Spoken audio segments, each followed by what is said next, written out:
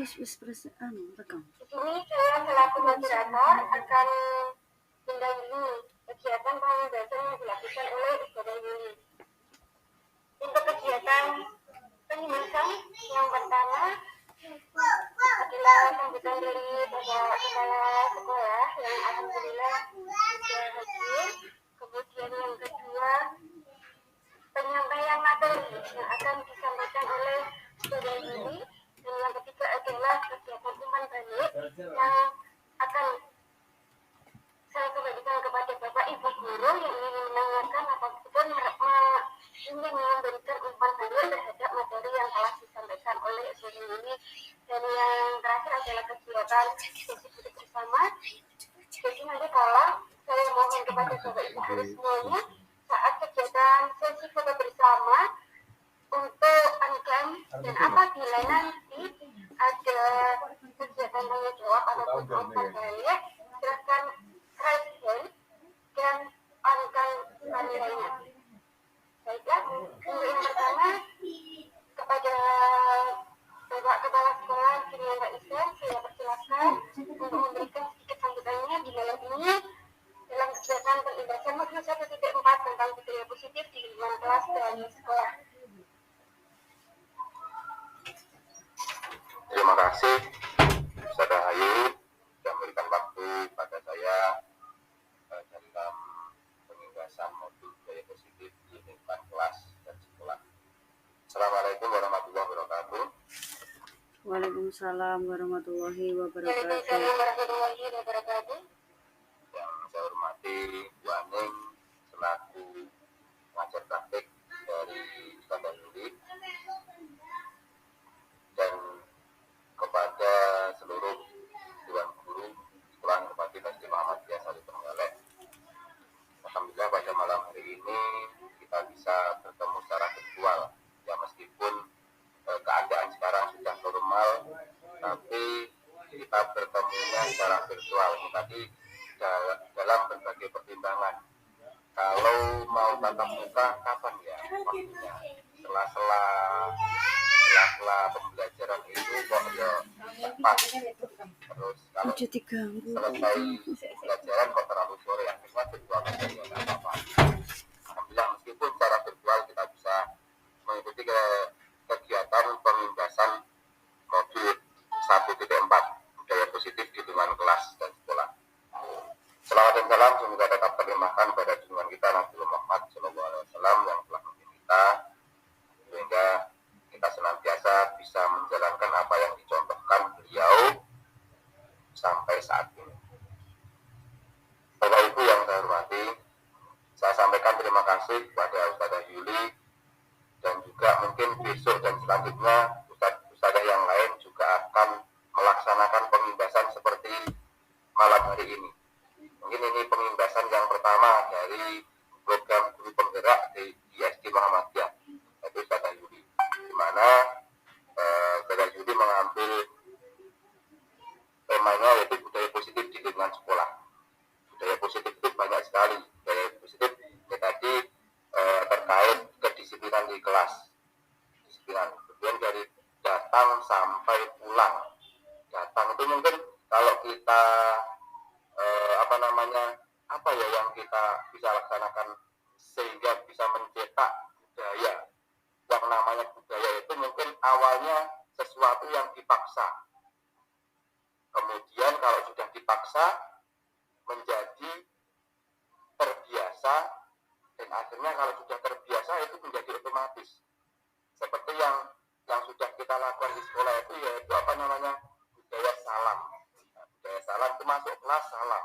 Mungkin awalnya dipaksa, kelas 1 belum tahu itu salam itu bagaimana masuk kelas, tidak ada yang salam. Tapi dipaksa dengan peraturan. Peraturannya apa? Dengan konsekuensi kalau tidak salam, konsekuensinya apa? Bukan hukuman tapi konsekuensi. Dari salam terus nanti tahu ada sampah. Dipaksa dulu awalnya. Ya anak-anak kita dipaksa seperti itu dan kita sebagai guru juga harus bisa memberi contoh.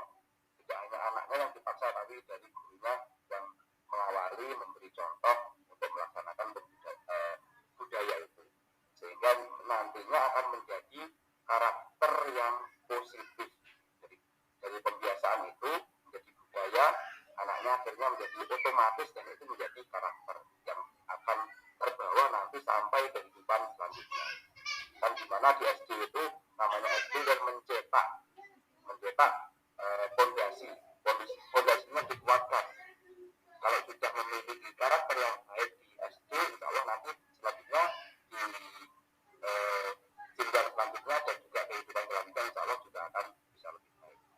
Dan ini terima kasih kepada saya ini hari ini bisa melaksanakan pembahasan dan mohon teman-teman semua nanti menyimak apa yang disampaikan saya itu dan jika di kelas itu belum seperti yang sudah dilaksanakan ini atau mungkin sudah dan nanti pada ini belum, itu bisa nanti di akhir ada sharing apa tadi.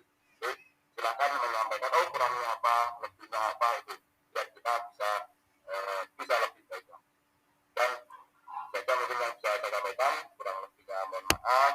Assalamualaikum warahmatullahi wabarakatuh. Waalaikumsalam warahmatullahi wabarakatuh. Terima kasih atas sambutan dari Ustaz Isam ini. Bagaimana Ustaz Isam tadi sudah menyampaikan sebuah disiplin yang tujuannya adalah pembentukan karakter anak. Setelah ini kita juga akan menyimak bagaimana materi budaya positif ini yang bagaimana baris, bagaimana materi ini nanti disampaikan oleh Ustaz Amani. Baik kepada Ustaz Amani, silakan untuk menyampaikan materi pembahasan tentang budaya positif di lingkungan kelas dan sekolah.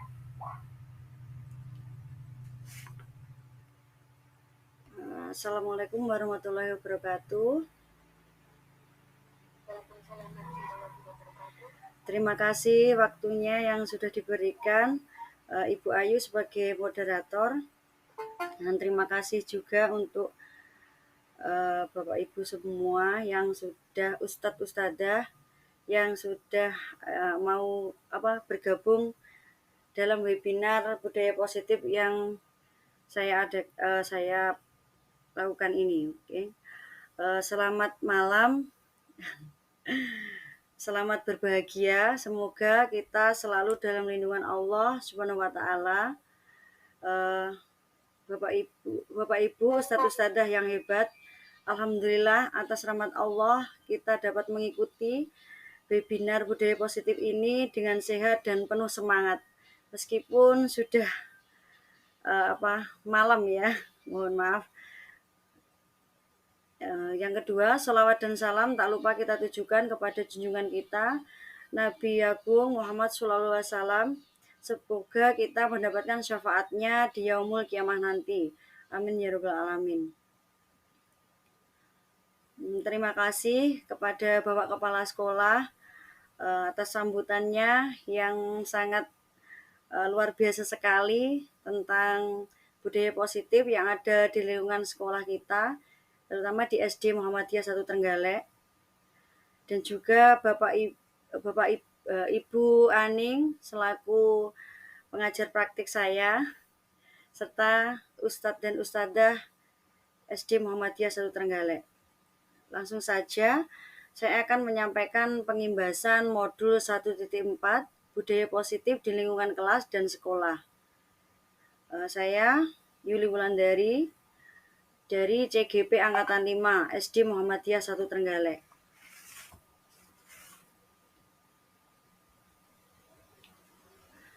Alur kegiatan kali ini yang pertama pembukaan 5 menit,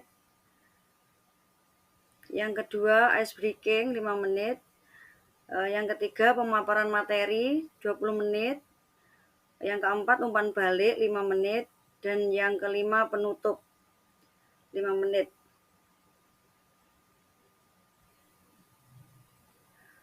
Komitmen webinar yang pertama, menyalakan kamera saat diperlukan.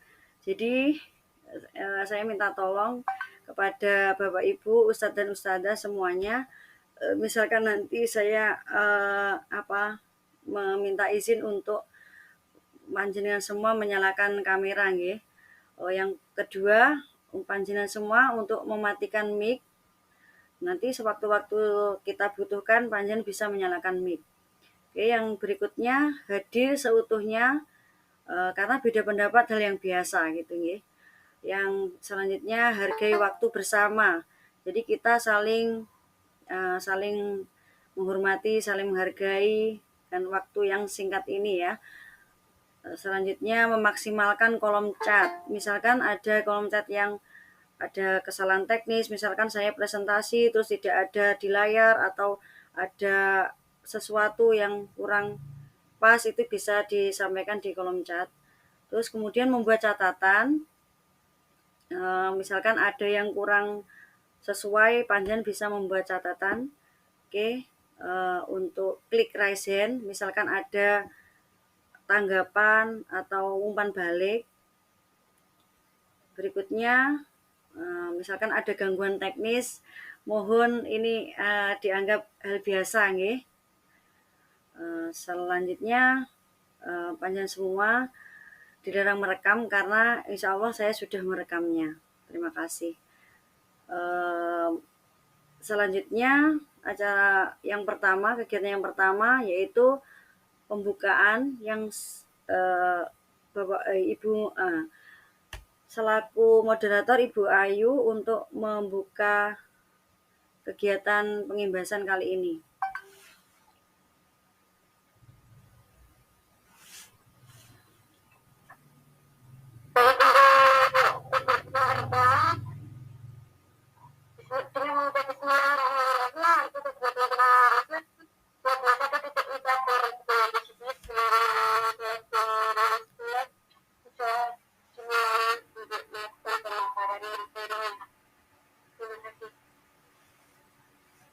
Terima kasih. Berikutnya ice breaking ya. Ice breakingnya tepuk semangat kita.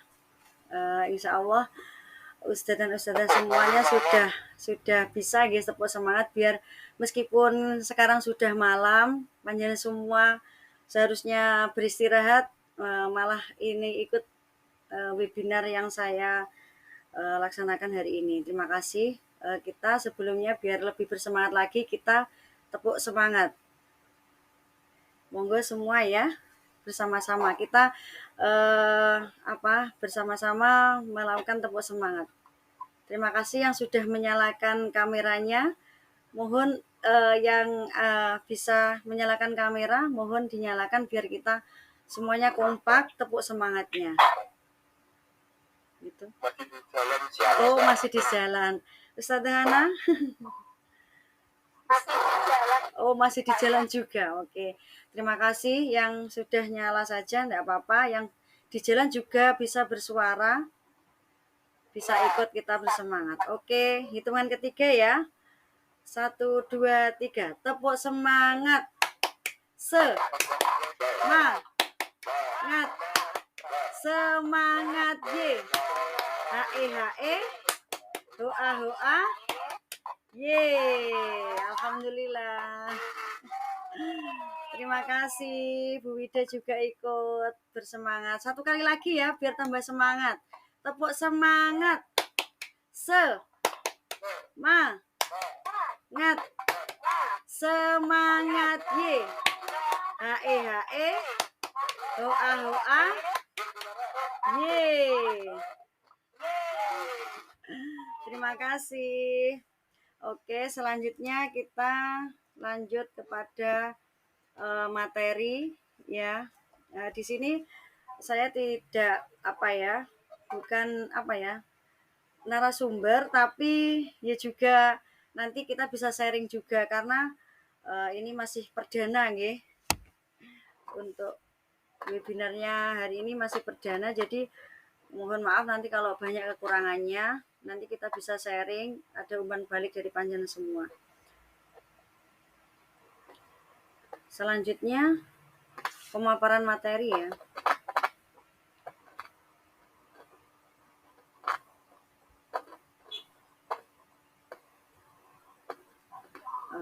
Budaya positif.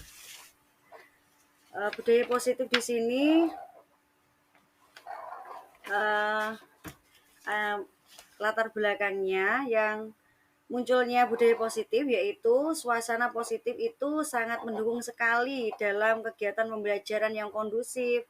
Karena dengan suasana yang positif, murid dan guru akan menemukan kondisi pembelajaran yang menyenangkan, sehingga proses kegiatan pembelajaran dapat berjalan tanpa adanya beban. Jadi yang pertama kita harus menciptakan suasana yang positif dulu. Nah, sehingga proses kegiatan pembelajaran berjalan tanpa adanya beban. Itu adalah latar belakang munculnya budaya positif.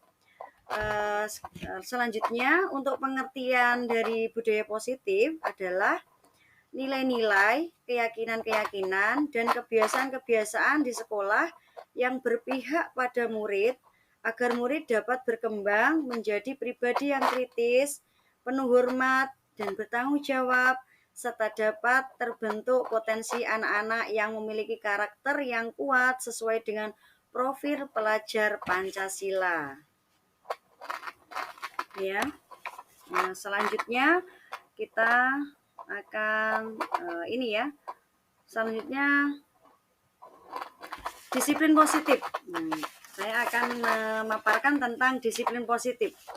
Disiplin positif ini merupakan suatu cara penerapan disiplin tanpa adanya kekerasan, ancaman, hukuman yang dalam praktiknya melibatkan komunikasi dan memberikan suatu adanya konsekuensi tentang perilaku yang akan dilaksanakan antara guru dengan murid itu sendiri.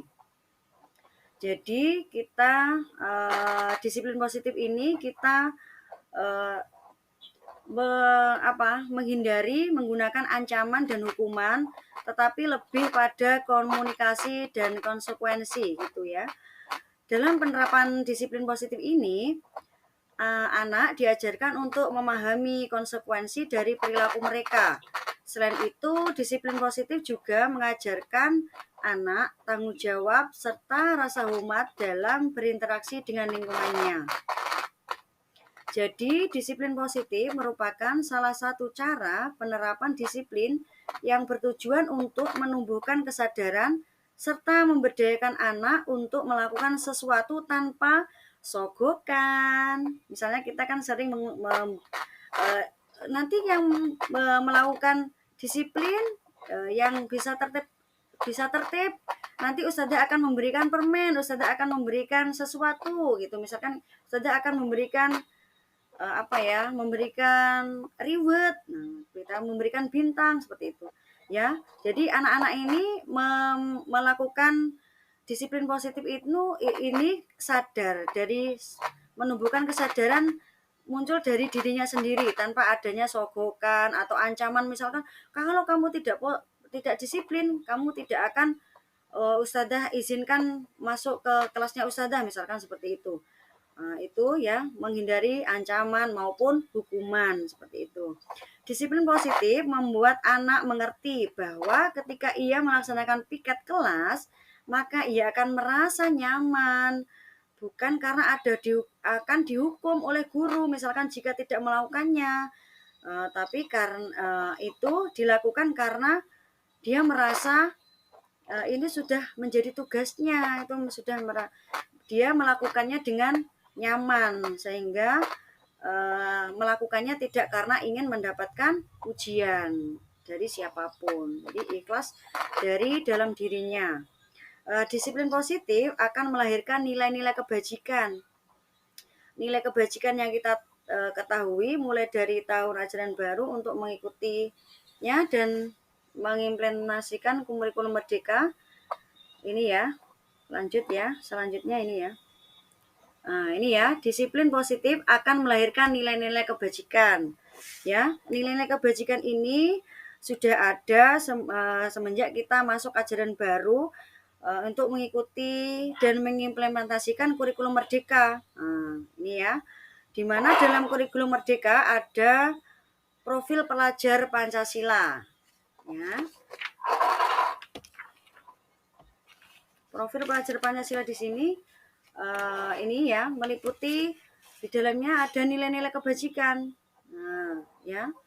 Profil pelajar Pancasila yaitu meliputi beriman, bertakwa kepada Tuhan Yang Maha Esa, dan berakhlakul karimah, berakhlak mulia. Yang kedua, berkebinekaan global. Yang ketiga, gotong royong. Yang keempat, mandiri. Yang kelima, bernalar kritis. Dan yang keenam, kreatif. Oke. Selanjutnya, keyakinan kelas. Untuk keyakinan kelas ini, alhamdulillah sudah saya terapkan di kelas 6B. Untuk keyakinan kelas ini, masing-masing anak itu sebelum pembelajaran dimulai, kita membuat keyakinan kelas. Keyakinan kelas ini yang pertama kita mengajak anak-anak membuat kesepakatan kelas dulu. Yang pertama, saya membagikan stick note kepada semua anak. Semua anak ini, masing-masing anak mendapatkan kesempatan untuk menuliskan kesepakatan kelasnya. Misalnya di kelas itu anak melakukan disiplin dalam belajar. Misalnya anak-anak ini misalkan keluar kelas, izin dulu, izin saat keluar kelas, atau menghormati teman yang melakukan presentasi, atau memberikan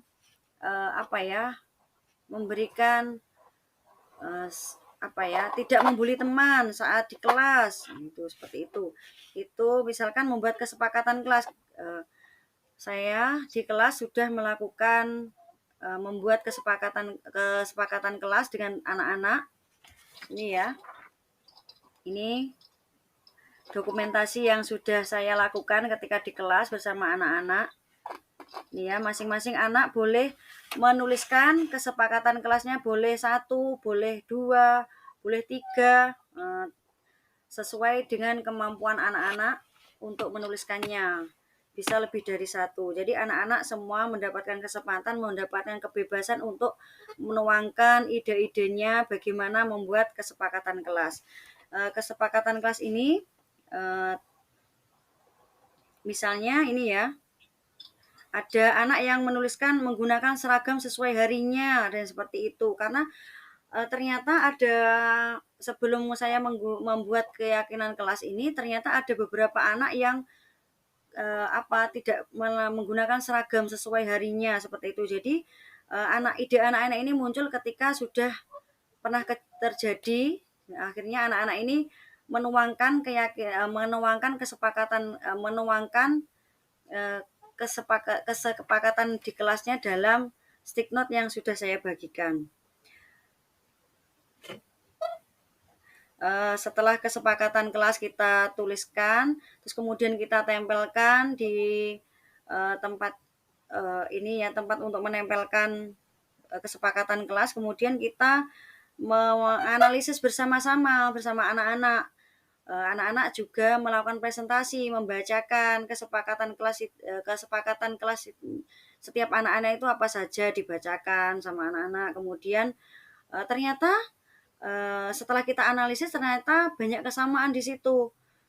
Terutama ada kesamaan, misalkan menghormati teman yang melakukan presentasi, menghargai ustadzah saat menerangkan, terus memberikan apresiasi, tepuk tangan, memberikan apresiasi jempol, memberikan apresiasi luar biasa kepada temannya yang sudah membuat karya seperti itu.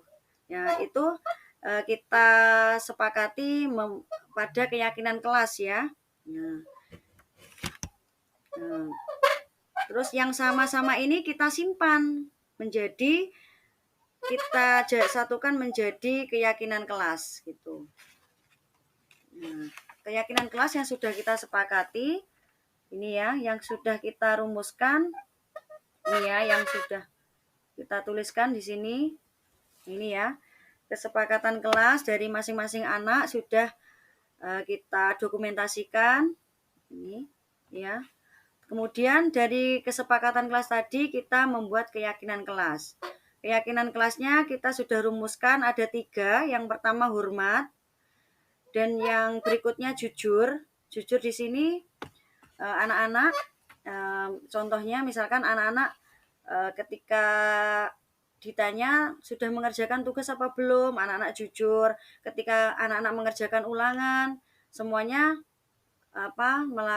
mengerjakan ulangan dengan jujur, tidak mencontek temannya atau tidak membuka buku, seperti itu ya. Jadi kita sudah membuat kesepakatan keyakinan kelas, hormat, jujur, dan tanggung jawab. Selanjutnya, 5 kebutuhan dasar manusia. Yang pertama, kebutuhan bertahan hidup. Yang kedua, kasih sayang dan rasa diterima. Dan yang ketiga, penguasaan. Dan yang keempat, kebebasan. Yang kelima, kesenangan. Ya. Itu semua kebutuhan manusia untuk bertahan hidup. Selanjutnya, 5 posisi kontrol. Nah, kita sebagai guru ada 5 posisi kontrol. Yang pertama ada penghukum, 2 pembuat merasa bersalah, dan yang ketiga kita sebagai teman, dan yang keempat menjadi pemantau, dan yang terakhir kita sebagai manajer. Gitu. Oke, 5 posisi kontrol ini contohnya ya. 5 posisi kontrol ini misalkan motivasinya guru berbuat. Kalau guru itu sebagai ini termasuk motivasi eksternal ya, identitas yang gagal. Ada 2 motivasi, ada motivasi eksternal dan motivasi intrinsik. Untuk motivasi eksternal dibagi menjadi 2, identitas gagal dan identitas berhasil atau sukses. Untuk identitas gagal, perilaku kontrol negatif. Untuk identitas berhasil, perilaku kontrol positif dan kontrol diri. Di sini kita bisa menjadi penghukum. Kalau penghukum, misalkan kita menghardik, menunjuk-nunjuk, atau menyakiti, bahkan kita menyindir. Itu ya. Untuk misalkan kita menjadi melakukan pembuat orang merasa bersalah, misalkan murid kita merasa bersalah, kita berceramah, menunjukkan kekecewaan mendalam. Ustazah kecewa hari ini kalian ini seperti ini, misalkan seperti itu ya. Untuk teman, kita sebagai teman, posisi kontrol kita sebagai teman, guru berbuat seperti ini, membuatkan alasan-alasan untuk murid-muridnya. Nah, itu untuk posisi kita sebagai teman. Kalau posisi kita sebagai pemantau, kita bisa menghitung dan mengukur. Sementara untuk kontrol diri, posisi kita sebagai manajer, kita mengajukan pertanyaan-pertanyaan untuk murid kita.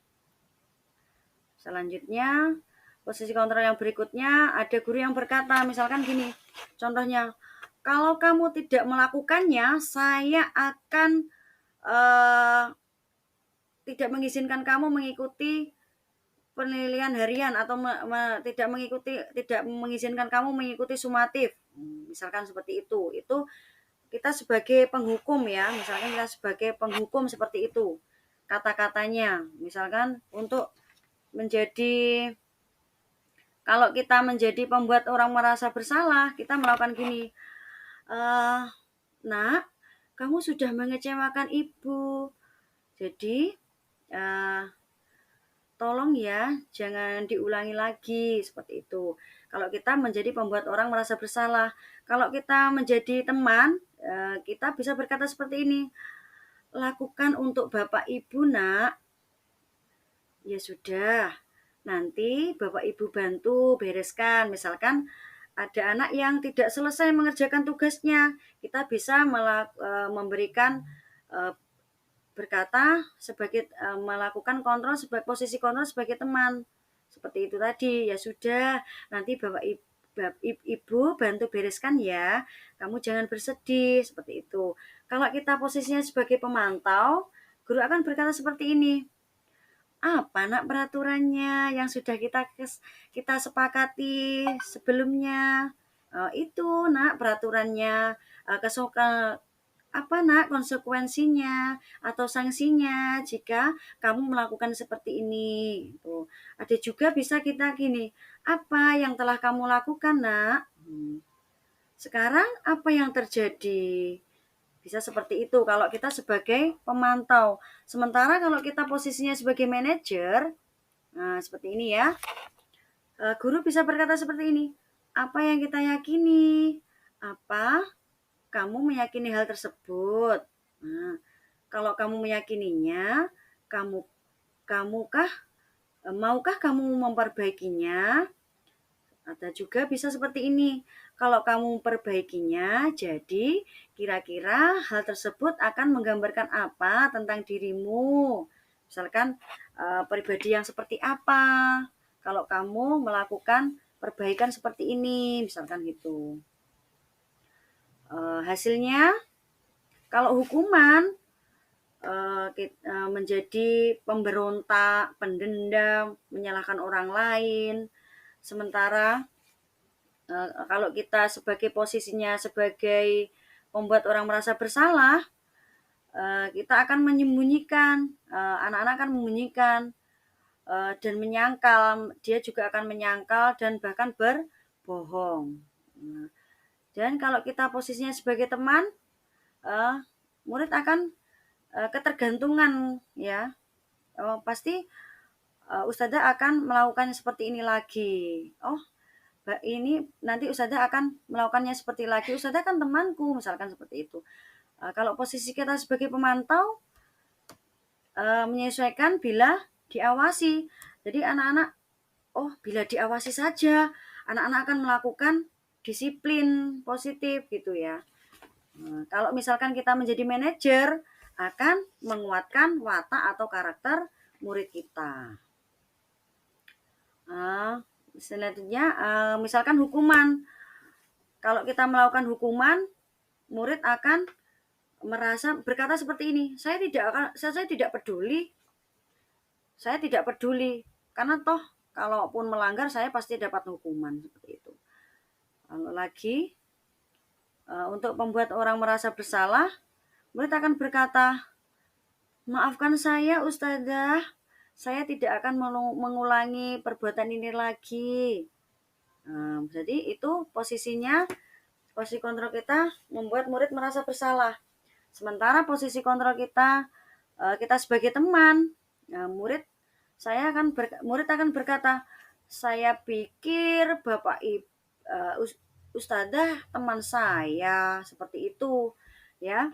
Sementara kalau sebagai pemantau, murid akan berkata seperti ini, saya akan dapat berapa bintang kalau melakukan hal tersebut ustazah. Pasti murid akan seperti itu karena kita kan menjadi pemantau, posisi kita menjadi pemantau. Jadi murid akan berkata, jika sudah melakukan hal tersebut, saya akan mendapatkan apa ustazah, seperti itu. Kalau kita posisinya sebagai pemantau. Jadi kalau posisi kita sebagai manajer seperti apa?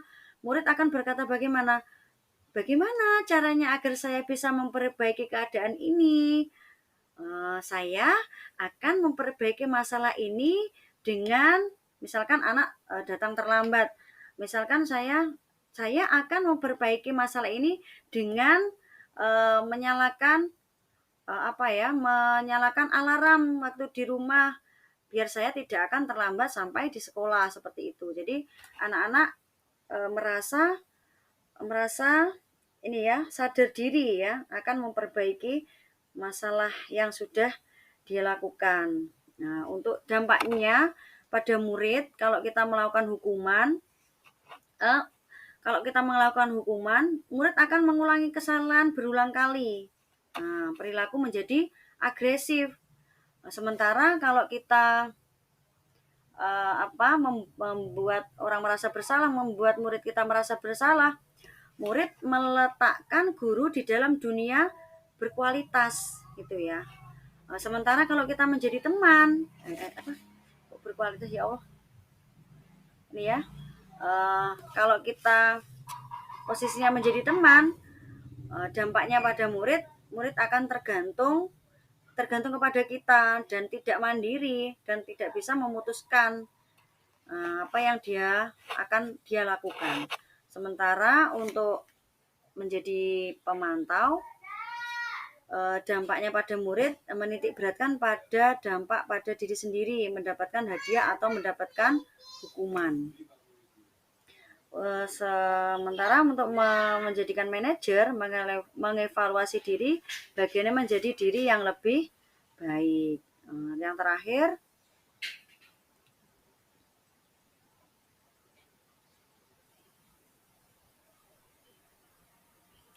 Yang terakhir, bentar. Yang terakhir, kaitannya dengan dunia yang berkualitas. Kita menjadi penghukum. Kalau kita menjadi penghukum, berarti murid meletakkan guru di luar dunia berkualitas. Kalau kita posisinya membuat orang merasa bersalah, murid akan meletakkan guru di dalam dunia yang berkualitas juga. Sementara kalau kita menjadi posisinya menjadi teman, kaitannya dengan dunia berkualitas, murid akan meletakkan guru sebagai orang penting dalam dunia berkualitas karena menjadi temannya. Sementara untuk posisinya menjadi pemantau, kaitannya dengan dunia berkualitas, murid meletakkan guru pada peraturan di dunia yang berkualitas, pada peraturan. Sementara yang terakhir, kalau posisi kontrol kita sebagai manajer, kaitannya dengan dunia berkualitas, murid meletakkan dirinya sebagai individu yang positif dalam dunia berkualitas. Ini ya. Jadi sudah tertanam karakter pada diri anak kalau kita menjadi manajer, ya. Menimbulkan motivasi intrinsik muncul dari kontrol diri anak sendiri kalau kita sebagai manajer. Jadi posisi kontrol kita yang terbaik adalah sebagai manajer ya. Selanjutnya mohon izin untuk memberikan sedikit tantangan untuk panjenengan semua. Saya beri kesempatan kepada 2 orang ustadzah atau ustadz yang bisa memberikan contoh, misalkan pernyataan-pernyataan yang sudah saya kasih clue ini. Misalkan yang pertama, saya kecewa sekali dengan kamu jika kamu seperti ini. Nah, ini siapa yang mengatakannya? Pembuat orang merasa bersalah. Siapa ustadzah yang bersedia untuk menerima tantangan dari saya yang untuk membuat pernyataan membuat orang merasa bersalah dengan kata kunci yang sudah saya tuliskan di kolom ini, di tabel ini. Monggo bisa menggunakan clue yang sudah saya tuliskan di sini.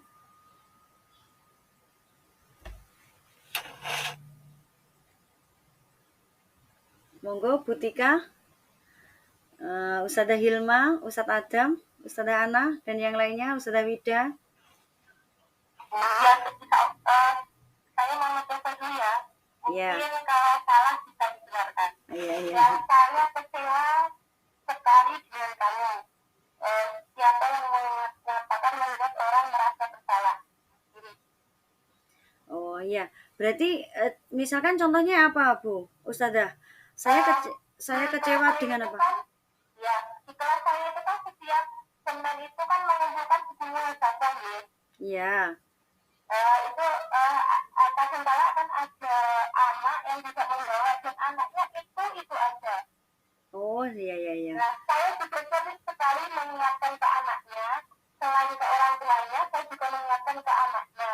Nah, waktu malamnya, minggu malamnya itu saya juga sudah ke santri ke orang tuanya yang juga pernah membawa itu.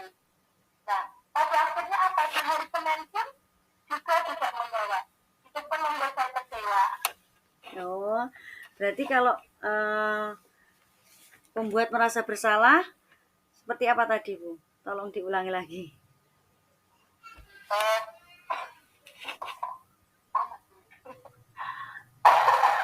Yang sudah ada kata-katanya yang tentang muhasabah yang ketinggalan. Ini bicaranya ke muridnya apa? Ke muridnya, ini ke muridnya. Kita sebagai posisinya sebagai pembuat orang yang merasa bersalah. Oh ya.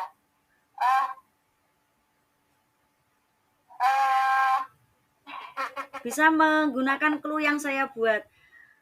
Ya, saya kecewa sekali dengan kamu, Nak. Karena Ustazah sudah seringkali mengingatkan bahwa hari Senin itu membawa bukunya Ustazah. Dari minggu-minggu kemarin, saya tanya Ustazah, kamu belum sama sekali membawa. Sehingga Ustazah merasa kecewa dengan kamu.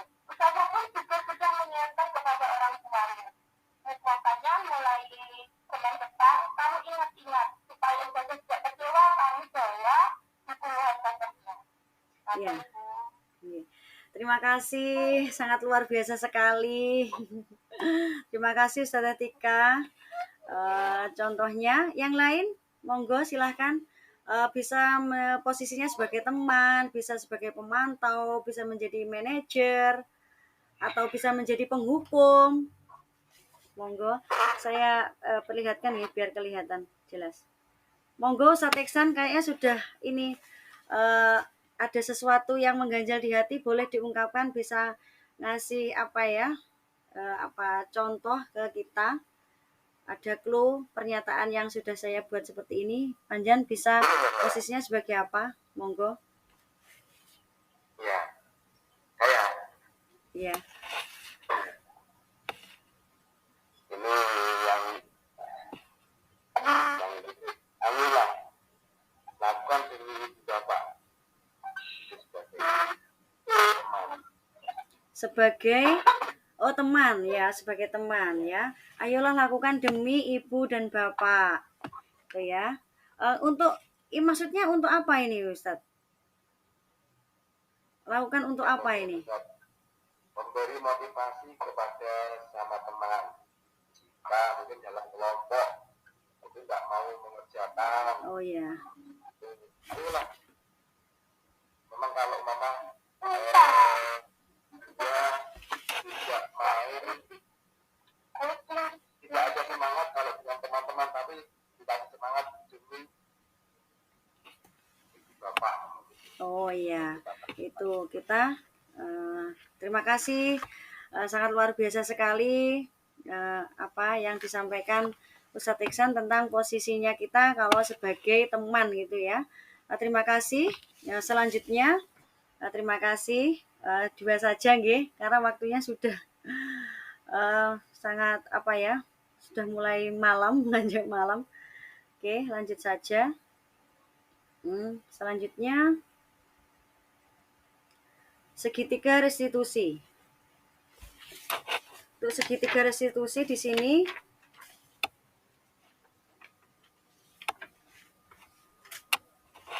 segitiga restitusi di sini ada 3 langkahnya. Yang pertama validasi tindakan yang salah.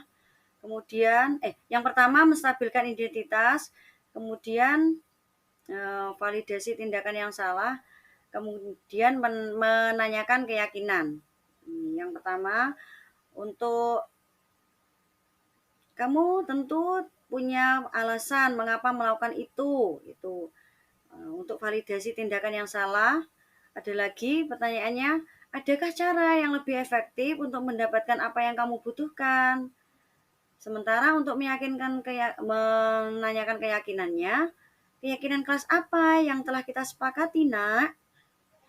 Ada lagi, kamu ingin menjadi orang seperti apa, Nak? Itu yang terakhir ya. Untuk yang menstabilkan identitasnya,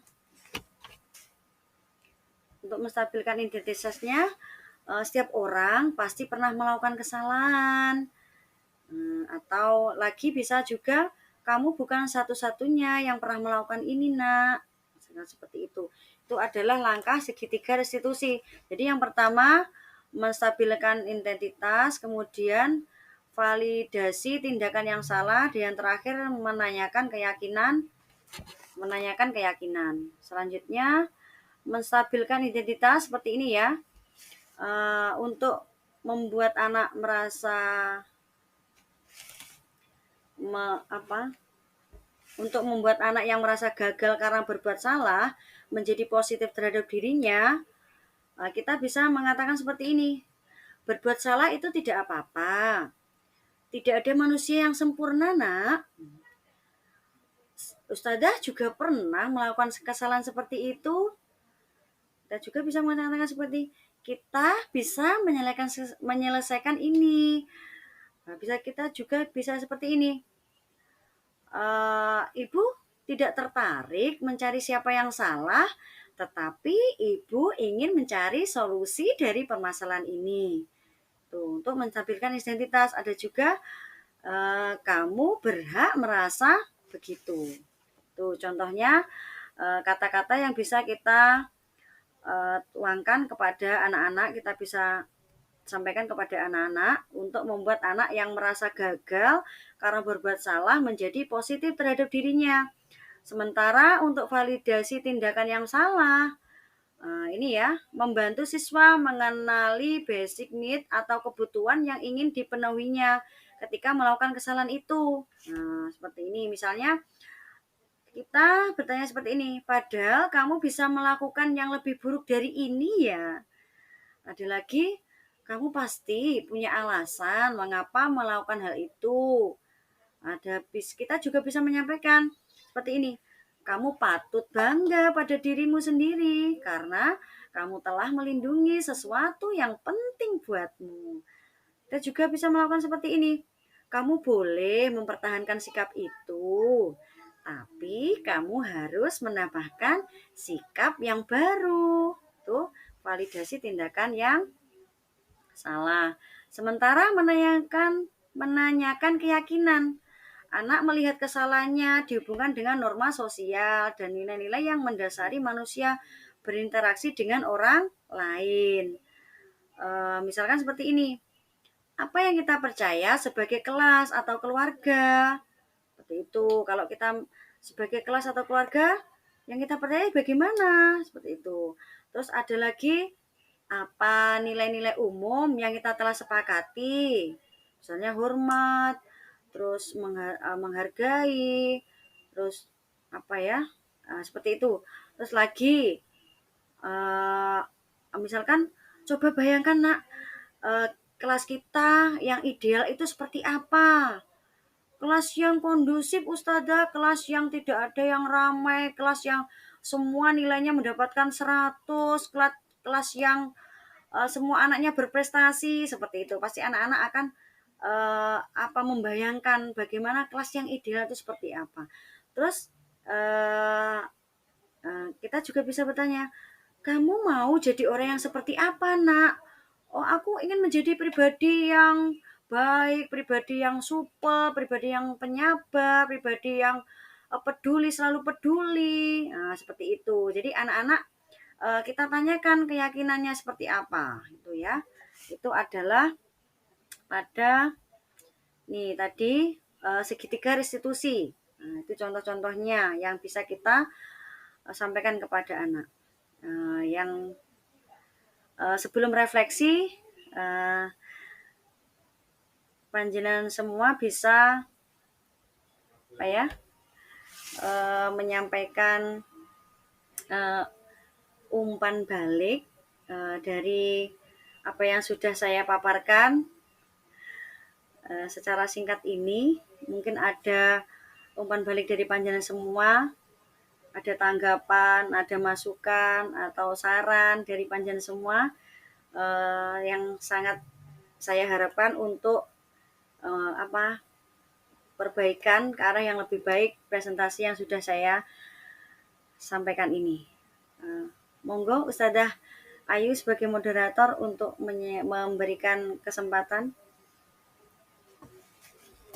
Alhamdulillah teman-teman materi saya kembalikan kepada Bapak Ibu guru semuanya untuk memberikan umpan balik. Mungkin ada yang ingin memberikan tanggapan ataupun masukannya, silakan raise hand terlebih dahulu.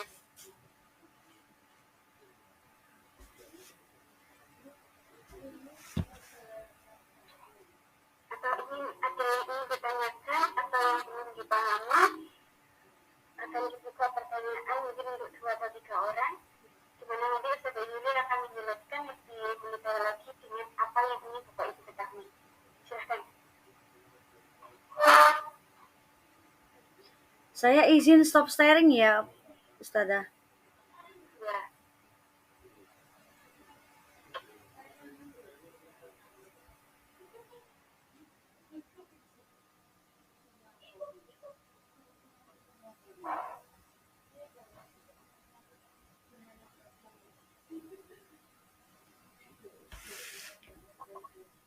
Monggo silahkan yang Silahkan.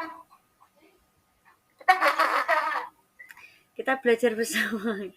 Kita belajar bersama untuk saling melengkapi untuk lebih baik kedepannya. Sama-sama belajar. Mungkin sederhana ataupun statistika belajar jadi ini disampaikan atau memberikan tanggapannya, umpan baliknya.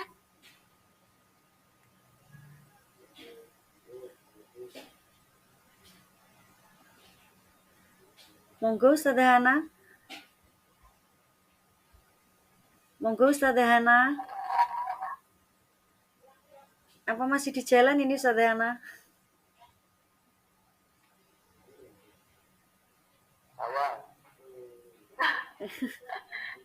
Terima kasih Bapak. Umpan balik langsung dari Bapak Kepala Sekolah.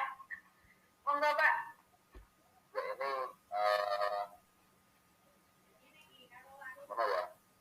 Ini bukan pertanyaan ya, gimana ya, itu Bapak ya, terkait budaya positif. Cuman kalau bisa namanya budaya itu ya meskipun awalnya dipaksa dan nanti jadi kebiasaan, kalau bisa kan jangan sampai ada istilahnya apa namanya hukuman ataupun reward. Kalau tadi saya penerimaan saya di awal tadi seperti itu.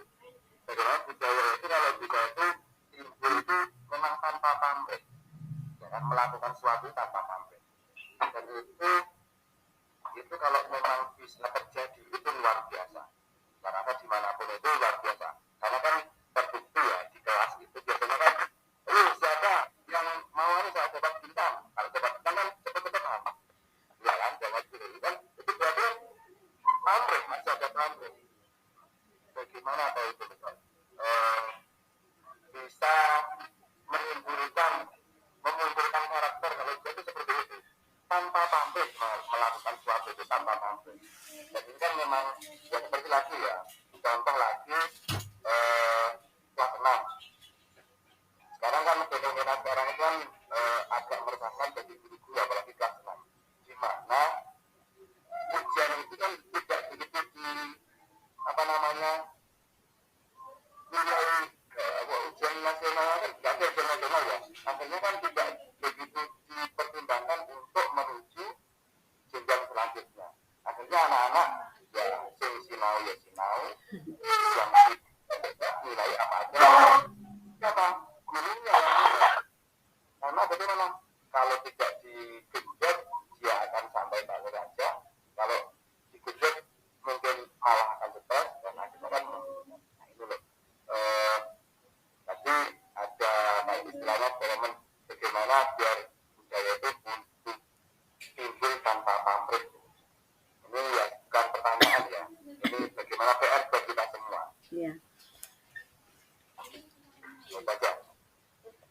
Terima kasih untuk informasi dari Bapak Kepala Sekolah.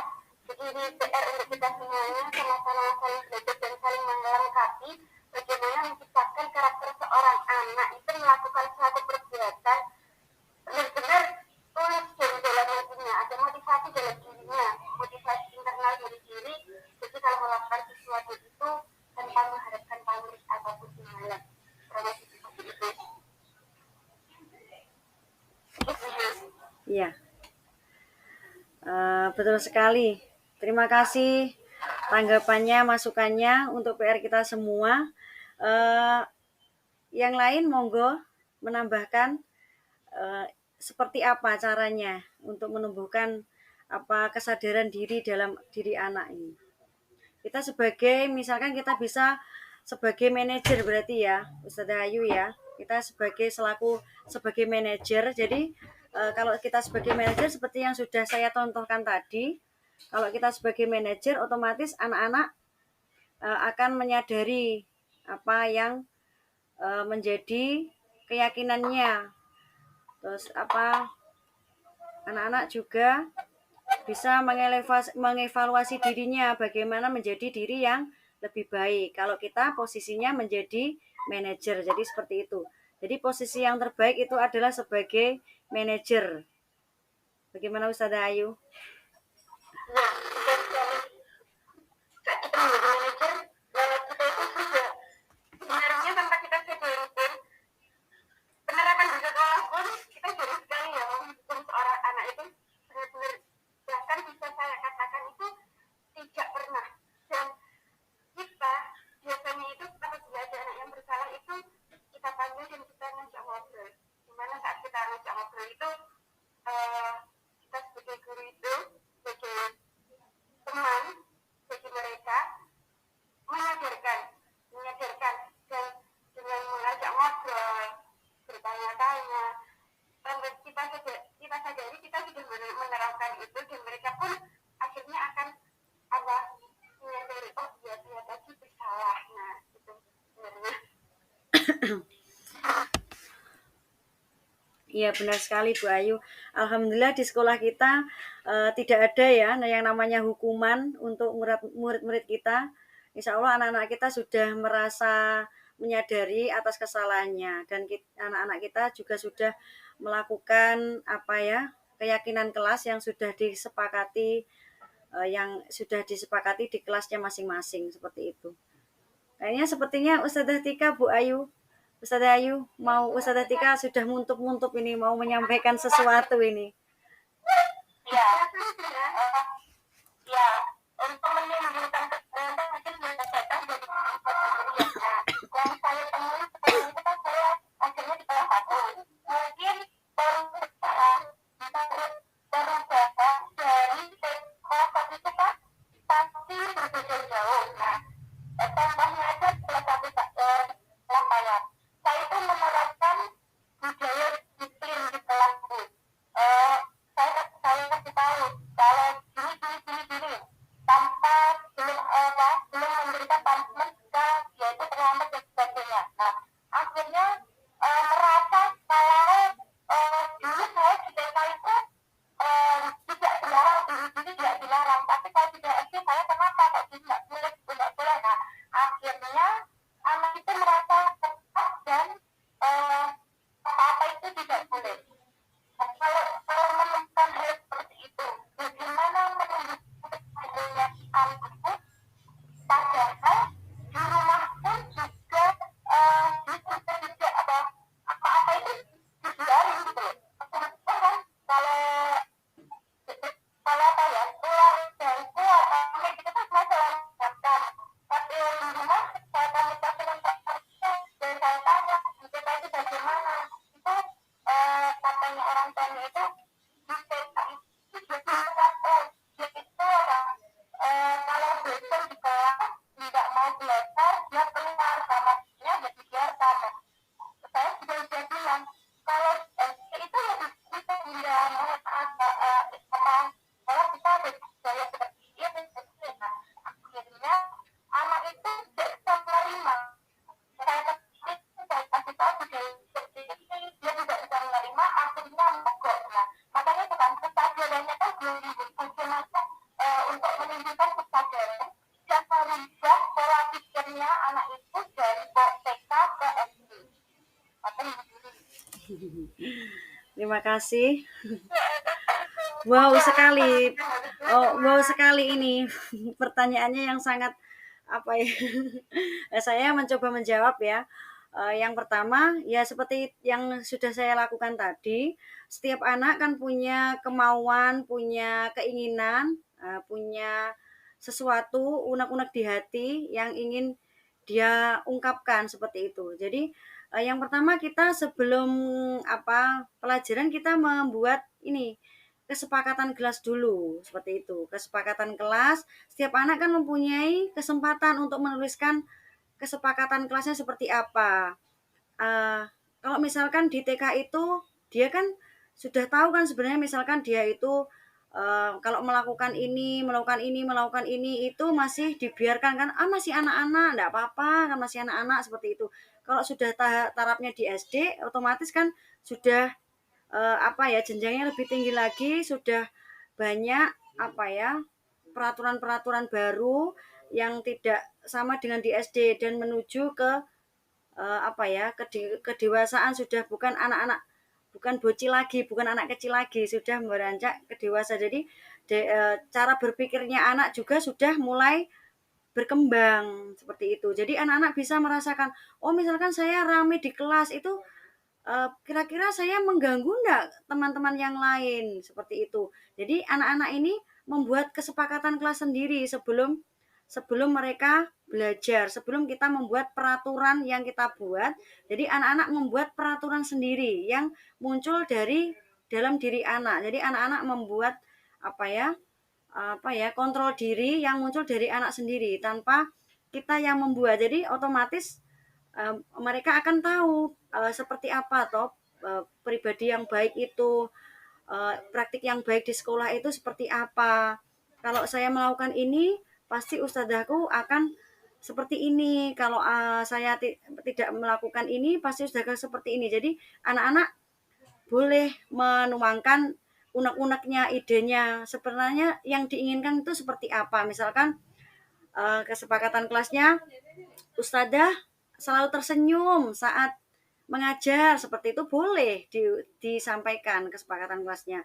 Misalkan lagi ustadzah memberi kesempatan untuk bermain, seperti itu. Nanti kan semua kesepakatan yang dibuat anak-anaknya tadi dikumpulkan jadi satu, kita analisis menjadi satu, kira-kira yang sesuai itu yang mana saja, terus kita jadikan satu, kita kerucutkan menjadi keyakinan kelas, seperti itu. Misalkan saat menyampaikan, ada anak yang maju ke depan, itu harus tersenyum, harus ceria, harus semangat, seperti itu. Ketika misalkan anak kelas 1 ya, dia cuma menuliskan kesepakatan kelas seperti ini. Jika boleh ustadzah mengizinkan aku bermain di kelas 5 menit. Misalkan ada anak yang seperti itu, dia pengen bermain di kelas selama 5 menit.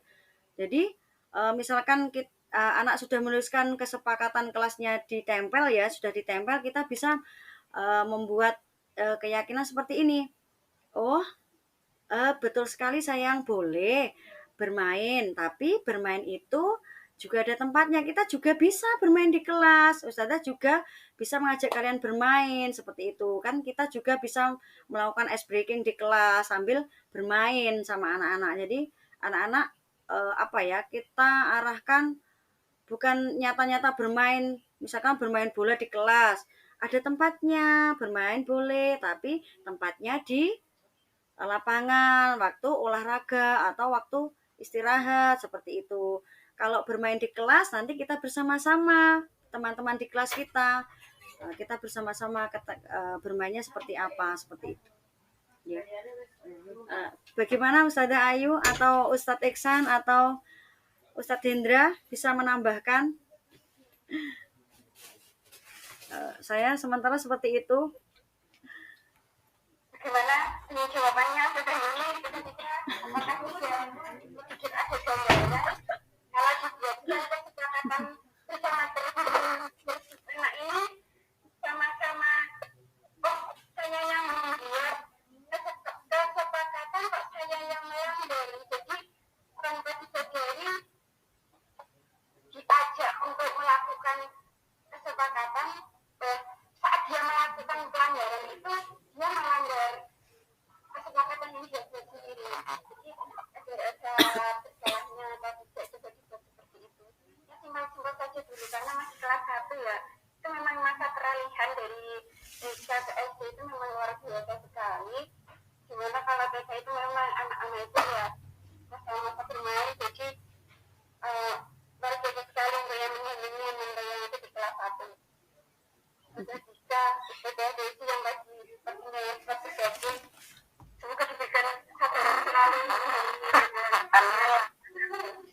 ya rabbal alamin.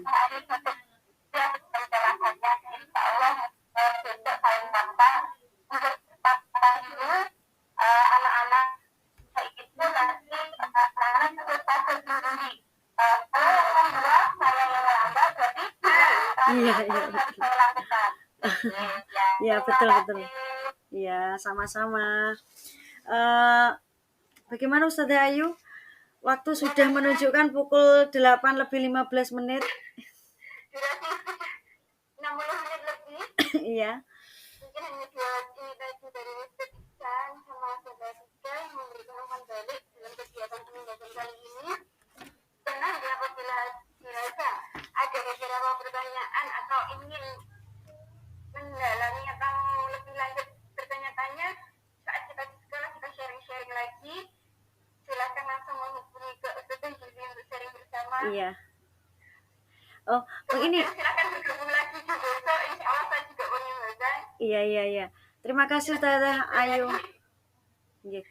Oh, ini Ustazah Ayu ada yang terlewat. Ini tadi ada refleksi. Oh, ini ya. Jadi untuk merefleksi kegiatan kita pagi pada malam hari ini. Ya, sebentar ya.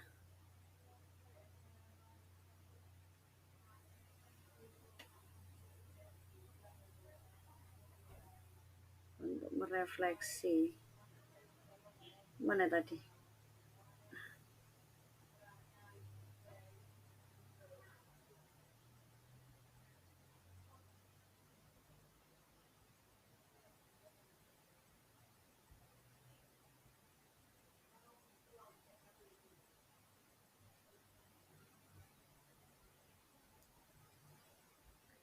Ini refleksinya ya.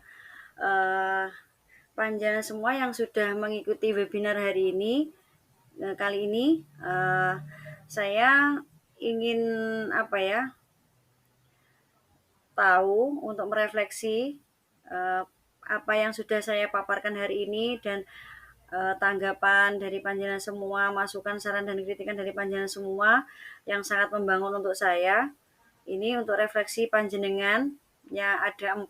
Yang pertama, hal baru apa yang mengubah paradigma saya yang saya dapatkan setelah panjenengan mengikuti webinar ini. Dan yang kedua, perasaan apa yang muncul selama mengikuti webinar ini. Kemudian yang ketiga, peran Among seperti apakah yang saya telah lakukan sebelum mengikuti webinar. Dan yang terakhir, saya akan menjadi Among seperti apakah setelah mengikuti modul ini. Among di sini sebagai pengajar gitu ya. Nih, sementara refleksinya seperti ini. Nanti hasilnya panjenengan semua bisa japri melalui WA saya. Atau nanti saya share di grup PTK untuk refleksinya nggih. Terima kasih. Nah, selanjutnya yang terakhir. Terima kasih Guru Bergerak Indonesia Maju. Terima kasih untuk semuanya. Monggo Ustazah Ayu untuk menutup kegiatan webinar kali ini. Alhamdulillahirabbil alamin. Kegiatan webinar yang dilakukan oleh Ustazah Juli ini terkait budaya positif yang ada di kelas dan di sekolah sudah selesai. Semoga apa yang disampaikan oleh Ustazah Juli bermanfaat untuk kita semua dan kita bisa menjalankannya, mulai menerapkannya sedikit demi sedikit dan mengubah apa yang belum sesuai menjadi hal baru yang akan kita jalani untuk kedepannya menjadi lebih baik lagi.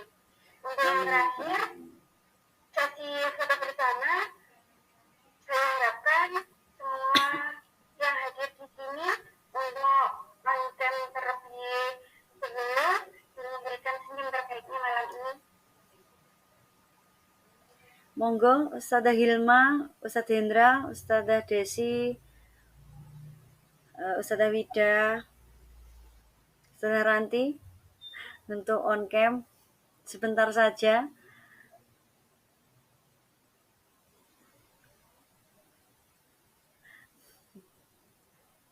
Bagaimana Ustazah Ayu, kita sama-sama actionnya Terima kasih, Mbak Devi. action actionnya gimana? Actionnya gimana? Ustadz Hendra? Oh gini. Oke.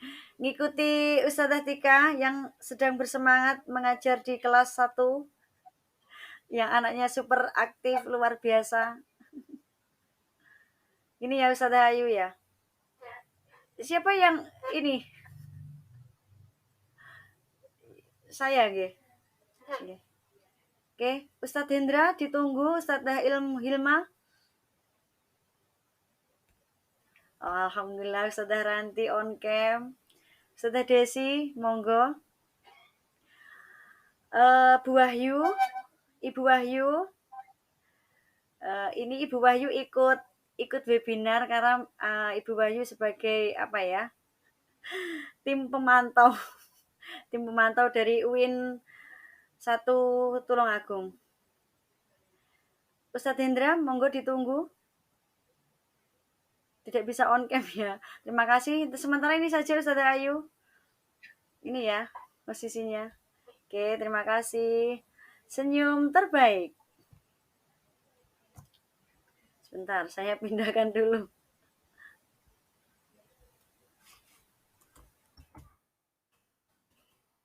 Sebentar. Belum tahan dulu. 1, 2, 3. Sebentar. Saya copy dulu. Sudah nyambung belum? Oke, sudah. Terima kasih untuk semuanya. Bisa mengakhiri rapat webinar kali ini. Terima kasih semuanya. Terima kasih Bu Aning. Banyak sekali kekurangan saya, masih tahap awal ini. Edisi perdana webinar. Terima kasih Ustadz Teksan, Ustazah Tika, Ustazah Hilma, Ustazah Desi, Ustazah Wida, Ustazah Ibu Wahyu, Ustazah Ranti, dan juga Ustadz Hendra. Dan moderator kita yang sangat luar biasa, Ustazah Ayu. Terima kasih. Boleh keluar dari webinar. Monggo. Baiklah, saya akan menutup kegiatan webinar ini. Semoga semuanya malam ini diindah dengan diawali dengan webinar yang luar biasa hari ini. Terima kasih. Kepada Ustadz bisa meninggalkan tempat ini. Saya akhiri kegiatan webinar malam hari ini. Wassalamualaikum warahmatullahi wabarakatuh. Salam guru penggerak, salam bahagia. Assalamualaikum warahmatullahi wabarakatuh. Terima kasih.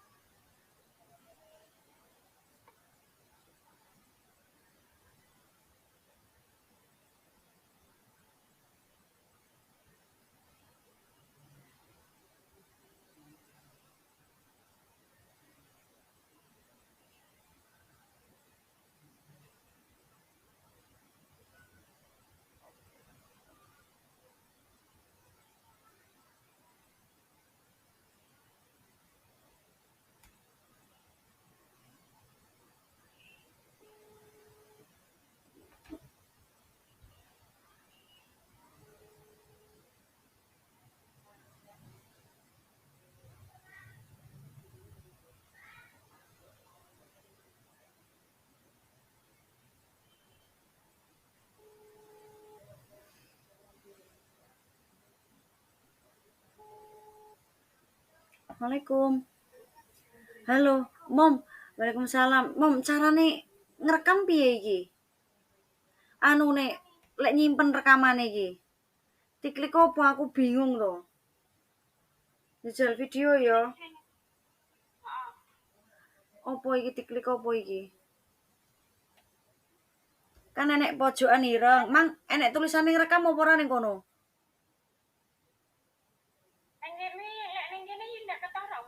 Ora, mang enek bunder ireng abang ora? Oh, gek barono apa iki dipencet endi iki? Aku bingung, aku kok gek ilang. Sing iki lho sing gon anu kuwi lho.